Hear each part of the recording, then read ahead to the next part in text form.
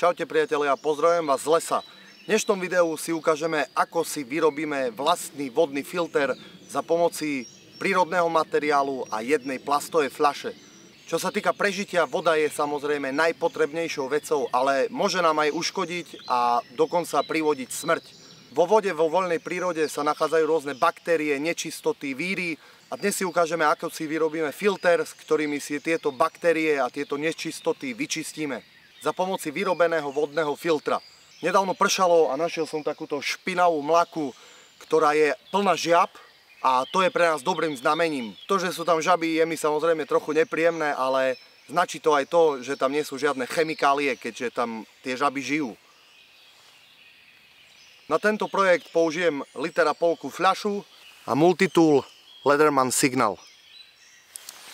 To najdôležitejšie, čo nám vodu najlepšie vyčistí, je uhlie.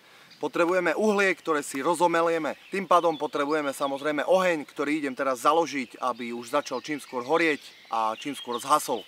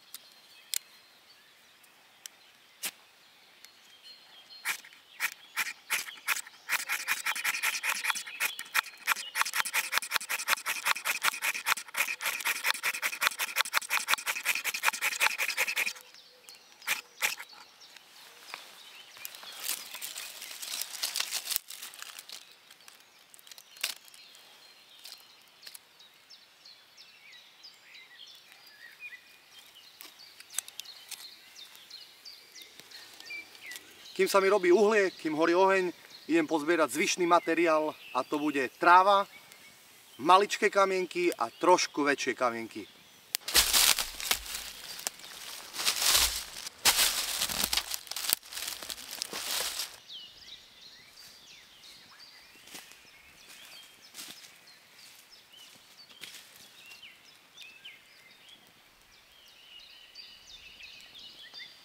Oheň mi dohorel. Teraz povyberám čierne zuholnatelé kúsky. A dám si ich na toto denko, ktoré som našiel.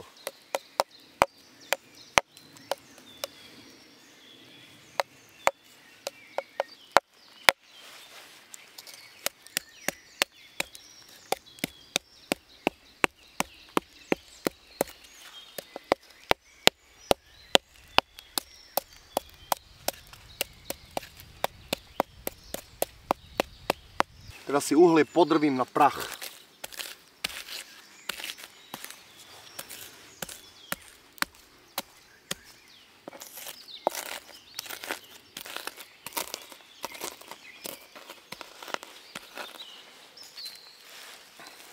Materiál máme pripravený, fľašku máme pripravenú, ideme si vytvoriť samotný filter. Konkrétne pre tento filter som sa nechal inšpirovať z knihy Prežitia, ale videl som mnoho rôznych takýchto filtrov, rôznych materiálov, ktoré sa dajú použiť. Princíp je ten, aby ste použili rôzny materiál, rôzne vrstvy a voda sa prefiltruje od vrstvy, ktorá má najväčšie škáry alebo medzery až po najmenšie. V mojom prípade v okolí som našiel trávu, kamene a vyrobil som si uhlie. Optimálne ale použiť aj piesok, ale ten tu nikde po ruke nemám. čiže si postačíme s týmto. Ako prvé si odrežeme fľašu.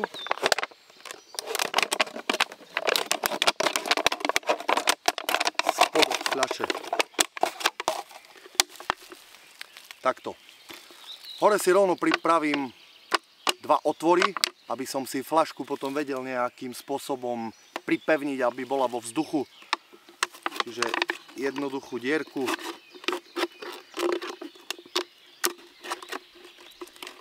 Sem a na protiľahlej strane.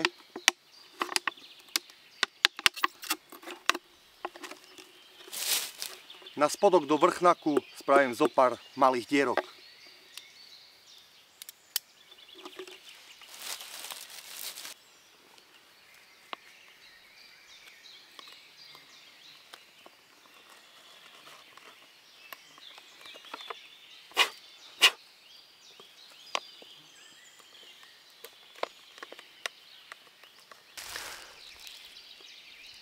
Takto. Teraz tam začneme vkladať vrstvy. Úplne najspodnejšiu vrstvu by som dal za normálnych okolností, ako som hovoril, piesok, ale tento nemám, čiže tu dám tie najdrobnejšie kamienky.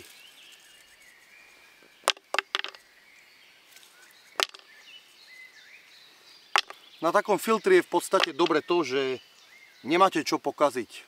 Poradie vrstiev nemusí byť striktne nejak takto dodržané. Čím viac materiálu, tým lepšie.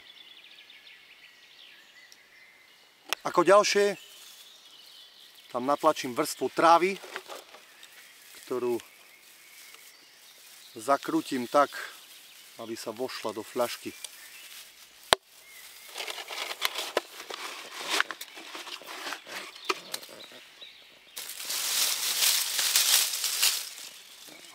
Dopomôžem si paličkou, ktorou tam tú travu natlačím. Teraz tam dám vrstvu uhlia.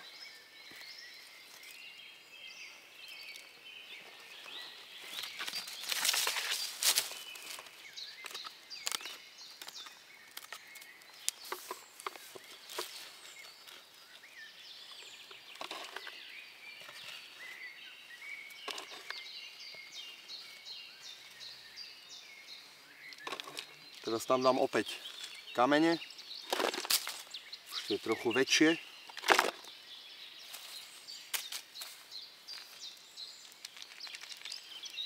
Hore som dal ešte vrstvu uhlia, čo sa mi podarilo, a celé to zakončím ešte trávou,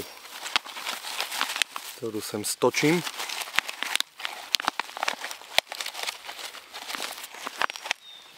A takto vyzerá hotový filter. Iné materiály, ktoré tu môžete použiť, je napríklad, ako som spomínal, piesok alebo bavlnená latka, ktorú si otrhnete, trebárs strička. V každom prípade tu vždy platí, čím viac vrstiev a čím jemnejších vrstiev, tým pomalšie nám voda bude pretekať a filtrovať sa a tým lepšie sa nám to prefiltruje. Ideme si vyskúšať tento filter v praxi.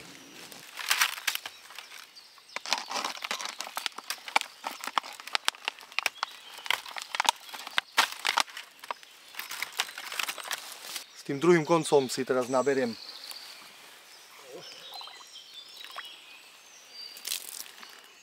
najprv si to ovoňam, či tam necítim nejakú chemikáliu alebo nejakú zdochlinu, ale toto je malá mláčka, čiže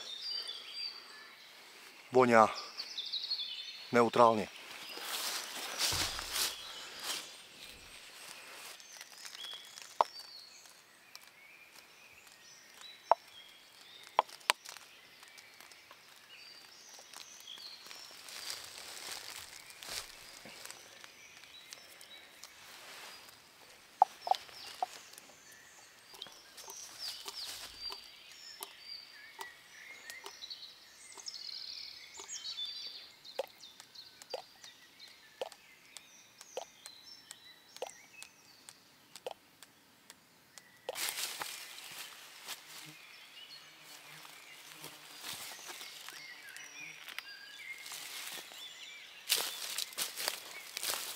Priatelia, výsledok fantastický. Veľmi sa z toho sám teším, že to funguje. Keď si porovnám túto vodu, kalnú, špinavú, s touto, verím, že je dobre vidieť, aká je čistá. Ja by som odporučil vodu ešte prevariť nejakým spôsobom, ak to je možné.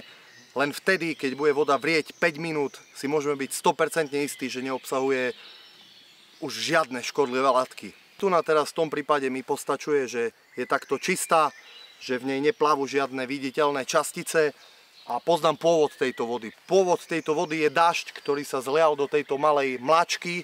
Je v nej voda, pršalo pred 2 dňami a predtým nepršalo asi 2 týždne, čiže viem, že tá voda je viac menej čerstvá. Pri riečkách a lesných potočíkoch si musíte dávať väčší pozor, pretože neviete, že či náhodou 3 km vyššie s prúdom tam neleží nejaká mŕtvola nejakého zvieraťa. To by bolo veľmi nebezpečné. Čiže z tejto vody sa bez problémov napijem.